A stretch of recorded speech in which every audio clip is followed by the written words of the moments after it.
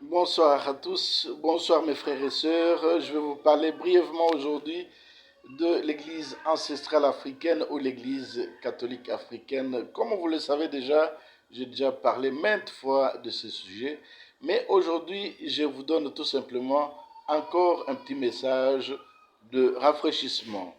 L'Église catholique africaine ou l'Église ancestrale africaine, c'est l'Église tout simplement de l'Africain, l'Église du peuple africain, l'Église de toute l'humanité, du fait que l'Afrique est le berceau de l'humanité. Alors la religion africaine, l'Église ancestrale africaine concerne toute l'humanité. Et je veux tout simplement vous dire aujourd'hui que c'est le seul espoir, c'est la seule espérance que nous avons, nous les Africains, et à partir de nous, toute l'humanité, d'être sauvée. C'est-à-dire de commencer une nouvelle civilisation, une nouvelle manière à vivre avec la religion Atum. Notre Dieu, c'est Atum Re, Atum A. Atumre, Atumra, c'est qui? C'est la grande énergie, c'est la grande puissance, c'est le soleil vivant, c'est le Dieu très haut, au-dessus de tout, c'est le Dieu de qui vient toute vie. Je n'ai pas à entrer dans le détail pour vous expliquer encore cela, je l'ai déjà fait. Atumre, c'est le Dieu de nos ancêtres, c'est le Dieu de l'Afrique, c'est le Dieu de toute l'humanité. Et l'Église africaine, l'Église ancestrale africaine, c'est l'Église qui encadre cette religion du Dieu Atum. C'est l'Église qui fonctionne pour guider le peuple de Dieu, nous tous qui faisons partie de ce royaume de Dieu. Et c'est la seule chance pour nous parce que c'est cette Église qui va former, qui va éduquer la population des gens que notre État, c'est-à-dire le pouvoir politique, a besoin pour pouvoir assumer des responsabilités, assumer des fonctions qui dirigent notre société.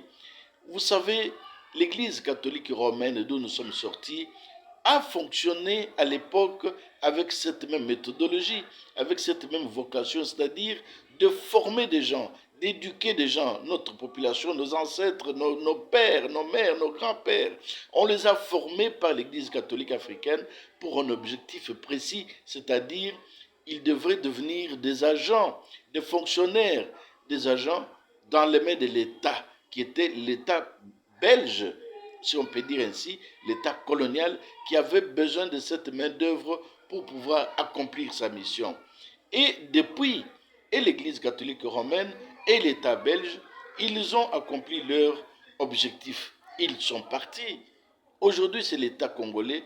Tout comme cela aussi, ça se fait dans tous les États africains. Nous sommes des États souverains. Mais nous manquons cette éducation, nous manquons cet appareil de base qui doit faire éduquer, former nos gens pour être au service de l'État. C'est l'Église qui doit le faire, mais pas n'importe quelle Église. À la manière de l'Église catholique romaine qui a formé des gens pour l'État colonial belge ou français dans d'autres pays.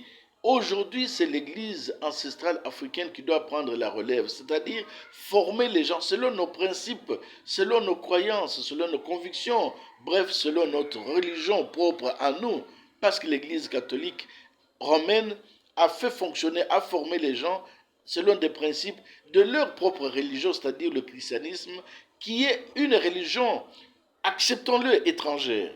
Nous devons admettre, nous devons le reconnaître, c'est une religion étrangère.